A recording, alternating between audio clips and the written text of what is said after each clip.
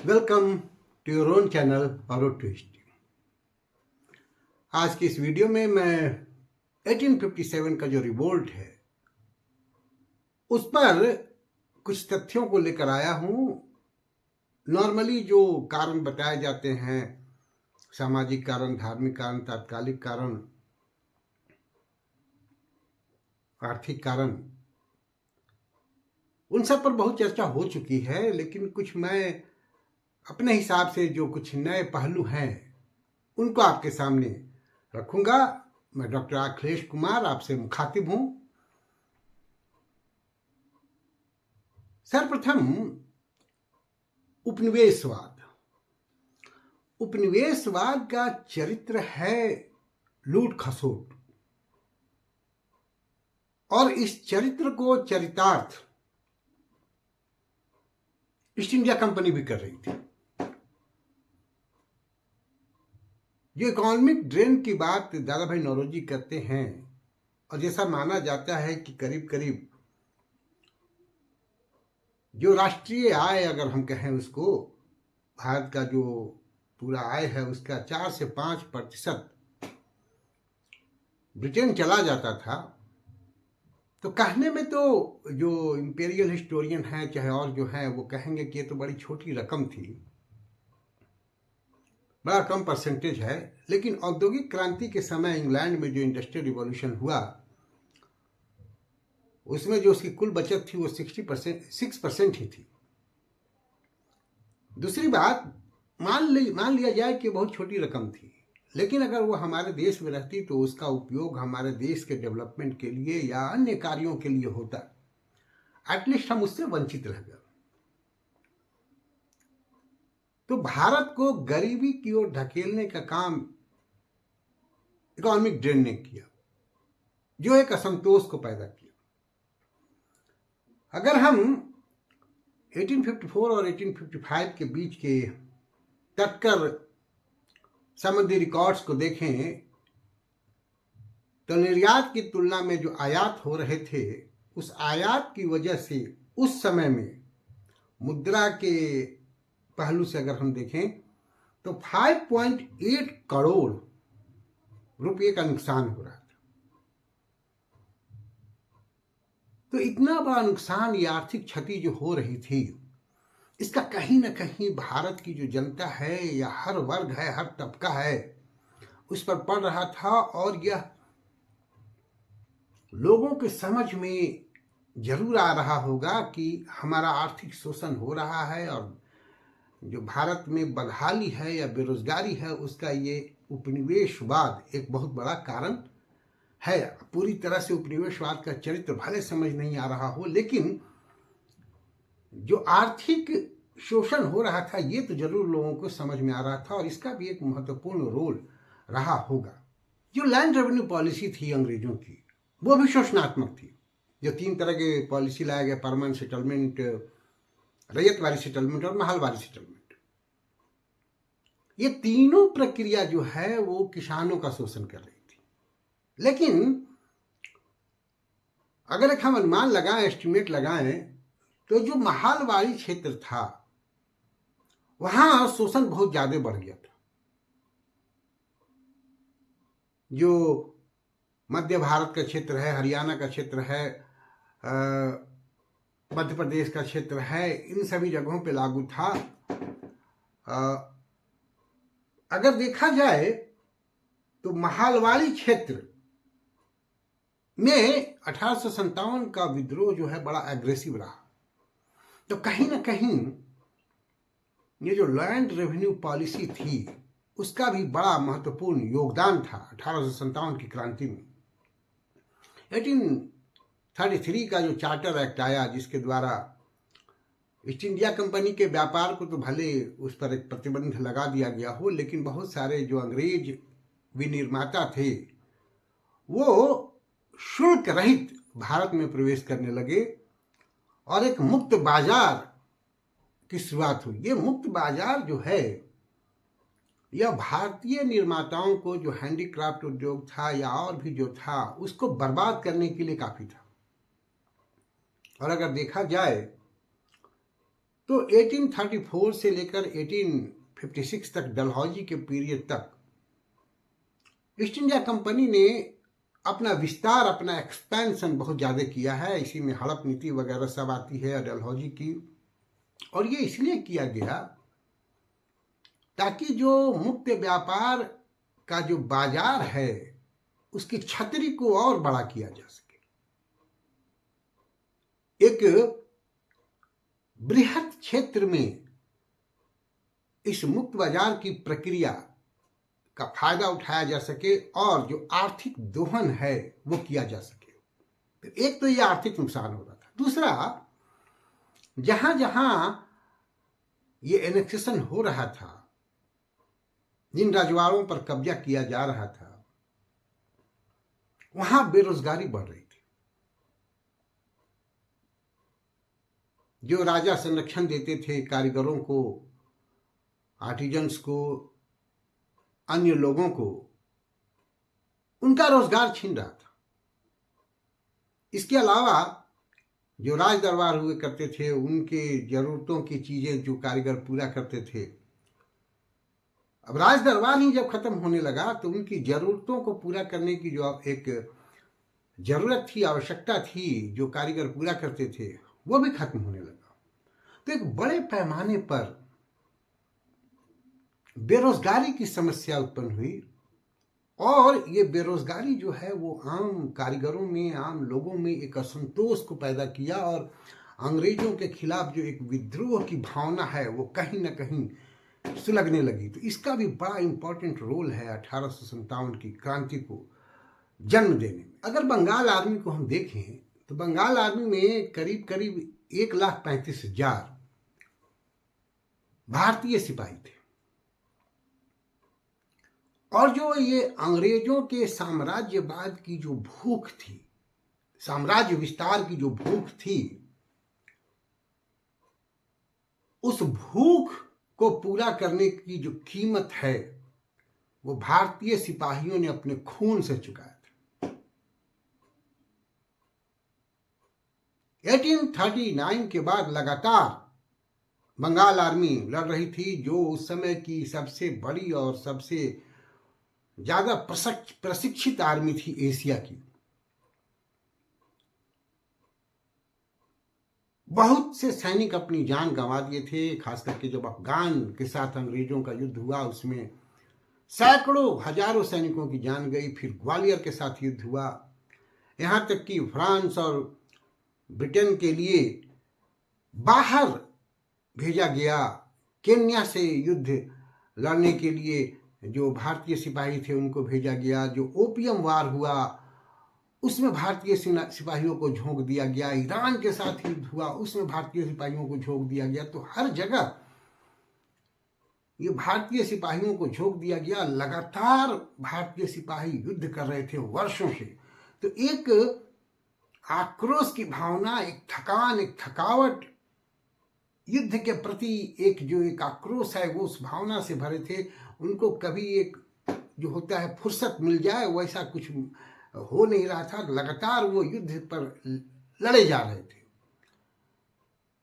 तो अन्य जो कारण हैं जो सैनिकों के, कि उनको प्रमोशन नहीं मिलता था, या उनकी तनख्वाह जो है कम है, या उनके साथ एक रेशियल डिस्क्रिमिनेशन किया जाता था भारतीय सिपाहियों के साथ, ये तो मुद्दा है ही, और ये भी बहुत बड़े मुद्दे हैं। लेकिन ये जो रेगुलर वार में फंसे हुए थे, इसने भी जरूर सैनिकों को कहीं ना कहीं आंदोलित किया होगा। अवध पर जब कब्जा हुआ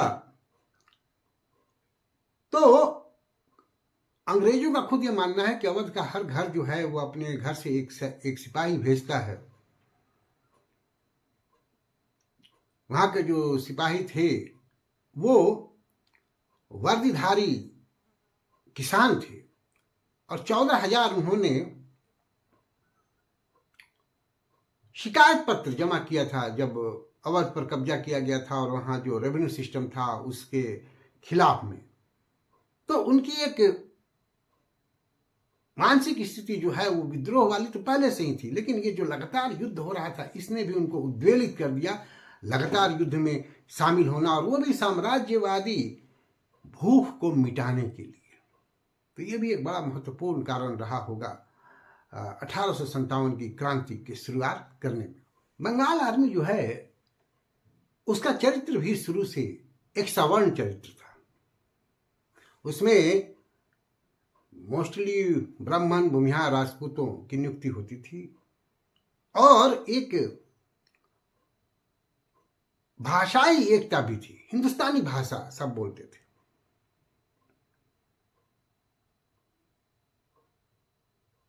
ये जो सवर्ण चरित्र है,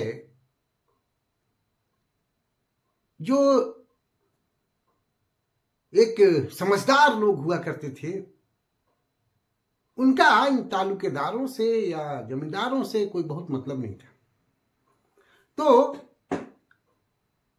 जमींदारी व्यवस्था को बनाए रखने या जो एक सामंती व्यवस्था को बनाए रखने का की जो एक बात कभी कभी की जाती है कि सामंती चरित्र था इस विद्रोह का, इससे इनका कोई लेना देना नहीं था, number 1। Number 2,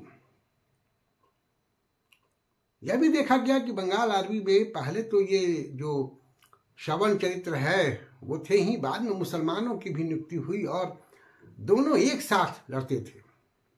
even Syed Ahmad Khan ये शिकायत भी करते हैं कि ब्रिटिश ईस्ट इंडिया कंपनी ने जो सबसे बड़ी गलती की वो ये गलती की कि मुसलमानों और हिंदुओं को एक ही रेजिमेंट में रख दिया और इन दोनों में भाईचारा विकसित हो गया। एक दूसरे के लिए खून बहाने को तैयार थे। उनको चाहिए था कि हिंदुओं का अलग रेजिमेंट बनाए, मुसलमानों का अलग रेजिमेंट बनाए और जरूरत पड़ने पर इन दोनों का एक दूसरे के खिलाफ उपयोग करें। तो बंगाल आर्मी का जो एक चरित्र है,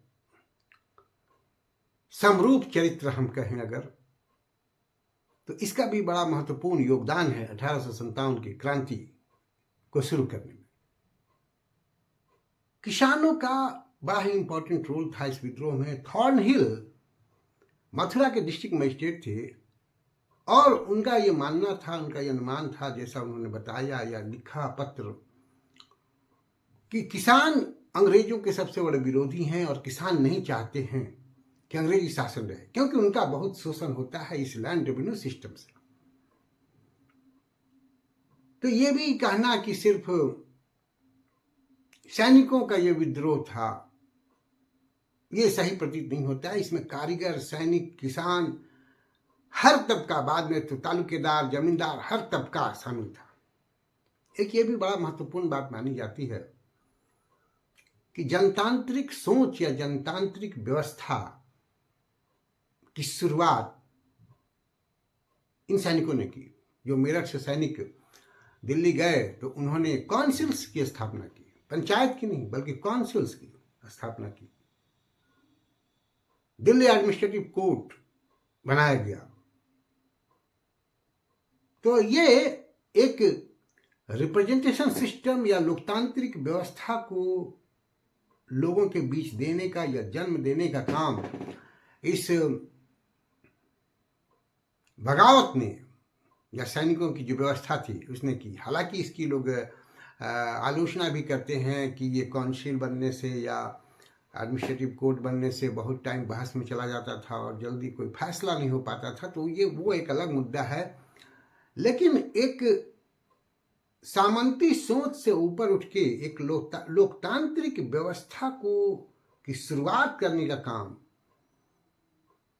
सैनिक विद्रोहियों ने किया था। तो ये तो कुछ कारण है। इसके बाद मैं थोड़ा ये भी बताना चाहता हूं कि कुछ जो जिहाद का और वहाबी का की बात की जाती है, फिर महिलाओं की क्या भूमिका है, दलित लोगों की क्या भूमिका है, इसके बारे में भी जानना आवश्यक है। कुछ विद्वानों, कुछ इतिहासकारों का मानना है कि 1857 की क्रांति में जिहाद शब्द का उपयोग किया गया और जो कुछ लोग आधुनिक जो आतंकवादी संगठन है वो जिहाद का उपयोग करते हैं, तो कुछ लोग उससे उसकी समानता करते हैं, तुलना करते हैं, लेकिन ये गलत है। जिहाद शब्द का जो उपयोग किया गया उस समय वो एक धार्मिक सेंस में नहीं किया गया। पाकिस्तान के एक राइटर हैं गुलाम रसूल महर, उन्होंने एक किताब लिखी 1857 के मुजाहिद, और बेगम हजरत महल को, नाना साहब को और लक्ष्मीबाई को भी वो मुजाहिद की श्रेणी में रखते हैं। और उनका मानना है कि ये जो जिहाद शब्द है, इसका अर्थ होता था उस समय इंसाफ की लड़ाई। इसका बड़ा वाइडर अर्थ था। यह भी देखा गया कि न केवल अंग्रेजों के खिलाफ लड़ने को जिहाद का नारा दिया गया, बल्कि उस वक्त जब दो मुस्लिम शासक आपस में लड़ते थे तो उसे भी जिहाद का नारा दिया गया। तो बेसिकली ये जिहाद जो है, उस समय 1857 की क्रांति के बारे में अगर हम बात करें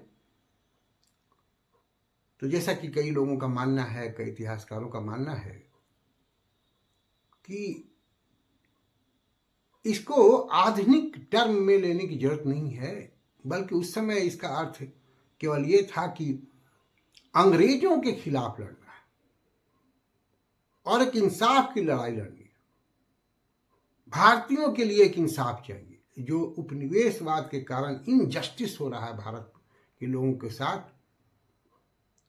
उस इंसाफ की लड़ाई को जीतना है, जिसका नारा जिहाद दिया गया। कुछ इतिहासकार, कुछ विद्वान वहाबी आंदोलन से भी इसको जोड़ते हैं। अब्दुल वहाब ने जो एक आंदोलन चलाया था जिसमें इस्लाम के शुद्धता की बात की गई थी, उससे जोड़ते हैं। और भारत में भी सैयद अहमद बरेलवी वहाबी आंदोलन को आगे बढ़ाते हैं। लेकिन इसको भी मैनिटली देखने की जरूरत है कि क्या दोनों, जो अब्दुल वहाब ने चलाया और यहाँ जो वहाबी आंदोलन चला, वो एक जैसा है, और क्या 1857 की जो क्रांति हुई उसमें उसको वहाबी से जोड़ने की आवश्यकता है या उसको छितरा कर देखने की जरूरत है। अरब के जो वहाबी थे वो सूफीवाद के खिलाफ थे, मगर भारत के वहाबी नहीं थे। अरब के वहाबी कुरान के प्रति, शरीयत के प्रति कट्टर थे, यहाँ के वहाबी नहीं थे, पहली बात। दूसरी बात, जो भी मुख्य लीडर थे 1857 की क्रांति में, उनमें से कोई भी वहाबी नहीं था। अहमदुल्ला शाह, वो वहाबी नहीं थे बल्कि सूफी थे। वक्त खान, वो भी वहाबी नहीं था। जियाफत खान, वो भी वहाबी नहीं था, सूफी था। पटना का बुक बाइंडर पीर अली, वो भी वहाबी नहीं था। तो कहीं से वहाबियों का रोल नहीं था। लेकिन चूंकि वहाबी अंग्रेजों के खिलाफ थे, इसलिए यूरोपियन राइटर इसको एक धार्मिक रंग, एक वहाबी का रंग देने का प्रयास करते हैं। इसको एक कट्टर तस्वीर देने का प्रयास करते हैं। अगर सही पूछा जाए तो एक हिंदू मुस्लिम एकता को अच्छी तरह से इसमें देखा गया। जब रानी लक्ष्मीबाई युद्ध कर रही थी तो उनके साथ बहुत सारे सैनिक ऐसे थे जो मुसलमान थे, तो एक हिंदू मुस्लिम एकता को देखा गया। जो ऐलाननामा या इश्तिहारनामा होता था या जो अपील की जाती थी, वो हिंदू मुस्लिम के भाईचारे के नाम पर की जाती थी। जो फौज बनी थी वो हिंदू फौज या मुस्लिम फौज उसको नहीं कहा जा रहा था, उसको फौज हिंदुस्तान कहा जाता था। तो एक एकता का भाव उस समय देखा गया। इसको जो धार्मिक रंग देने का प्रयास किया गया 1857 की क्रांति को, तो इसमें कोई शक नहीं है कि दीन धर्म की बात की गई।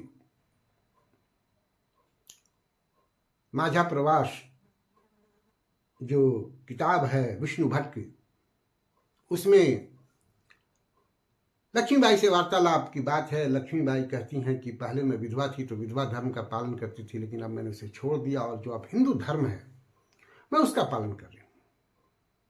तो नो डाउट दीन धर्म की बात की गई है, लेकिन कहीं से भी 1857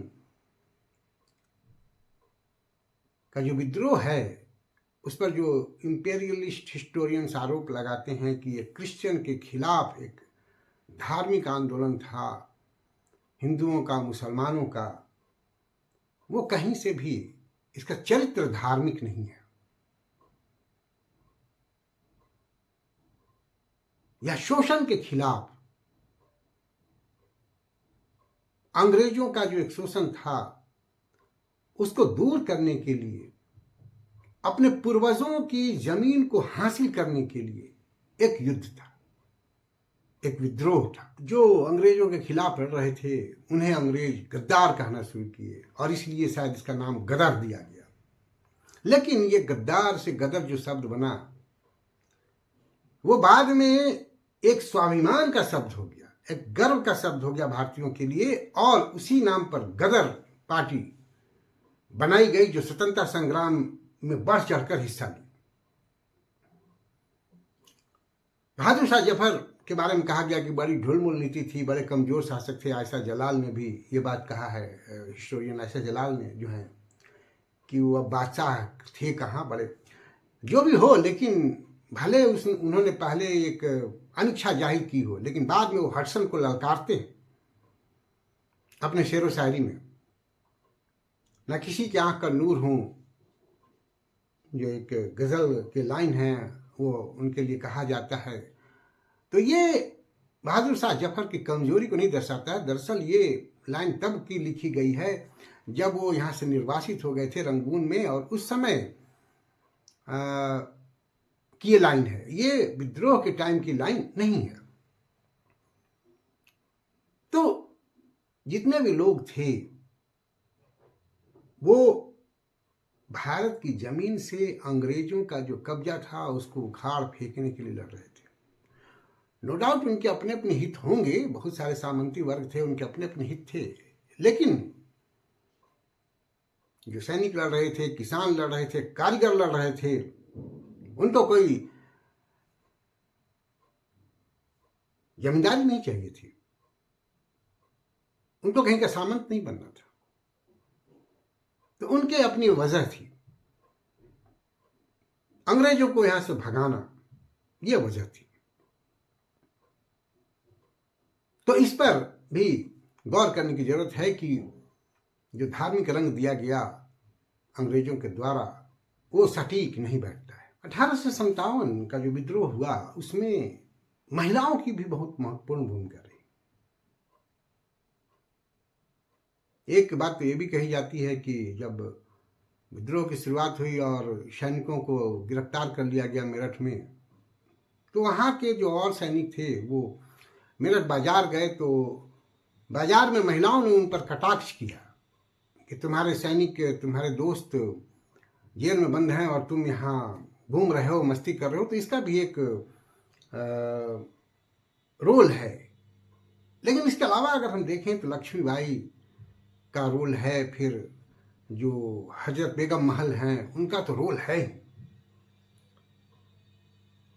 बहुत से गुमनाम महिलाएं हैं, उनका बड़ा महत्वपूर्ण रोल है। अवध की आम साधारण स्त्री जो थी, उन्होंने अंग्रेजों से जो युद्ध लड़ा, खास करके सिकंदराबाद में जो उन्होंने रण कौशल दिखाया, वो बड़ा ही महत्वपूर्ण है।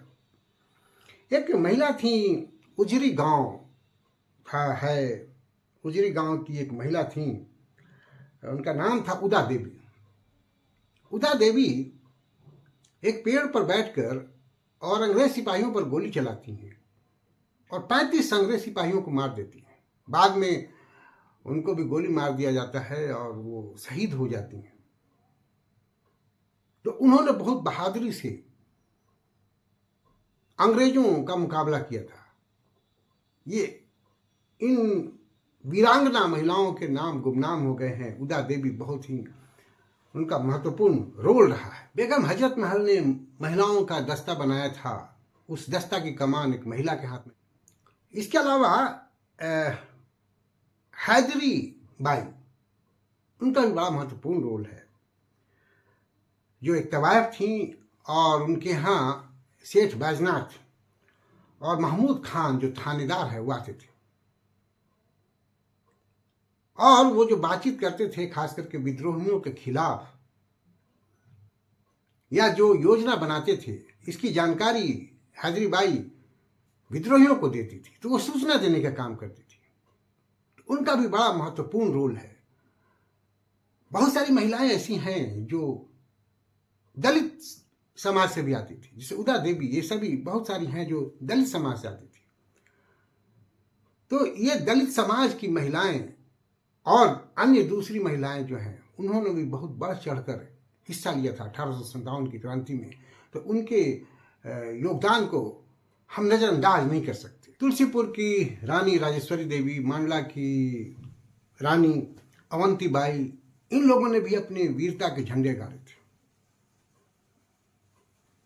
उदा देवी की चर्चा तो मैं कर ही चुका। इसके अलावा और भी दलित महिलाएं थीं, जैसे कि झलकारी बाई, रणबीरी देवी, महावीरी देवी, ये सभी दलित महिलाएं थी जिन्होंने युद्ध में बढ़ चढ़कर हिस्सा लिया इस विद्रोह में और अंग्रेजों के छक्के छुड़ा दिए। तो ये कहना कि महिलाओं का योगदान उतना महत्वपूर्ण नहीं है, ये बिल्कुल गलत होगा। महिलाओं ने बढ़ चढ़कर भाग लिया था। अजीजन बाई ने अपनी एक टोली बनाई थी, मस्तानी टोली, और वो भी भाग ले रही थी। यहां तक कि नाना साहब की पुत्री मैनाबाई अस्त्र चलाने में लक्ष्मीबाई की तरह ही थी, घुड़सवारी करती थी, और उन्होंने भाग लिया। उनको गिरफ्तार कर लिया गया और जब माफी मांगने को कहा अंग्रेजों ने, तो माफी मांगने से इनकार कर दी। तो उनका जलती आग में फेंक दिया गया और जला दिया गया। तो ऐसी वीरांगनाओं की वीरता ने 1857 की क्रांति को एक अलग रंग दिया। ब्रिटिश रिकॉर्ड में भी बहुत सारी महिलाओं का नाम दर्ज है जिन पर काम करने की जरूरत है, रिसर्च करने की जरूरत है। दलितों का भी बड़ा महत्वपूर्ण रोल है। अभी जो इन महिलाओं का मैं नाम लिया, उसमें से बहुत सारी महिलाएं जैसे उदा देवी, महावीरी देवी, झलकारी बाई, ये दलित समाज से भी थी। इसके अलावा दलित पुरुषों का भी बड़ा रोल है। लेकिन विडंबना ये है कि जो 1857 की क्रांति का जो इतिहास लेखन है, इतिहास लिखा गया, वो सवर्ण वर्चस्व के तहत था। सवर्ण लोगों ने लिखा, तो दलितों का जो योगदान है वो कहीं ना कहीं दब कर रह गया। उसको सही ढंग से उल्लेखित नहीं किया गया। हालांकि अब उस पर रिसर्च हो रहे हैं, उसको दर्ज किया जा रहा है इतिहास में। अभी और भी रिसर्च की जरूरत है। तो उनकी जो हुंकार थी अंग्रेजों के खिलाफ, जो अंग्रेजों के खिलाफ दलित जनजाति लोग लड़े थे, उनका जो योगदान था, उसको उजागर करने की जरूरत है। तो इतिहास लेखन की ये समस्या है कि वो सवर्ण आधारित रहा और जो बड़े बड़े लीडरान थे, नाना साहब, बेगम हजरत महल, लक्ष्मीबाई, वीर कुंवर सिंह, इन लोगों के बारे में बहुत कुछ लिखा गया। लेकिन जो ये झलकारी बाई हैं, अजीजन बाई है, महावीरी देवी हैं, उदा देवी हैं, ये इतिहास के पन्नों में उन स्वर्ण अक्षरों में इनको वर्णित नहीं किया गया। हालांकि अब इस पर काम हो रहा है और इसको और आगे बढ़ाने की जरूरत है।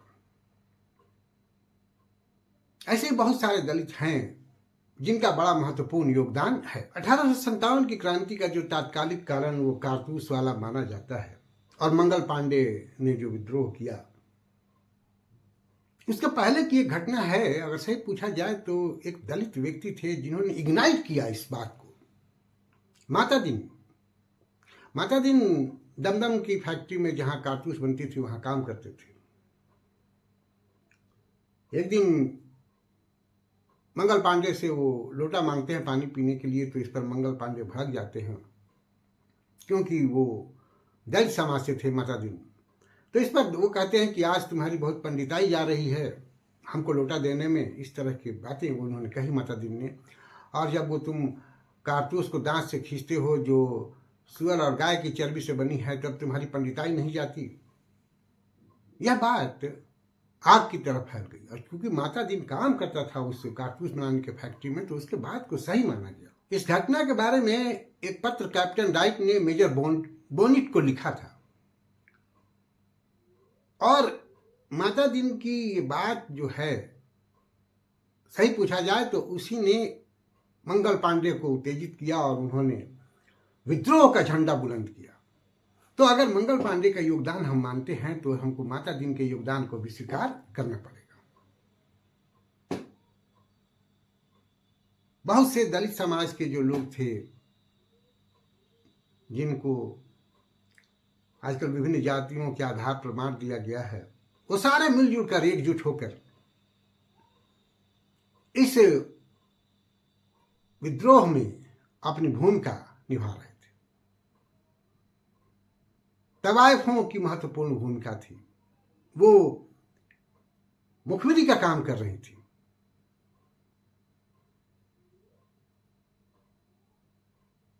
आरा के नजदीक एक बारा जगह है, बारा के घसियारे ब्रिटिश आर्मी के घोड़ों को घास सप्लाई करना बंद कर दिया। तो हर व्यक्ति, हर समाज, हर कम्युनिटी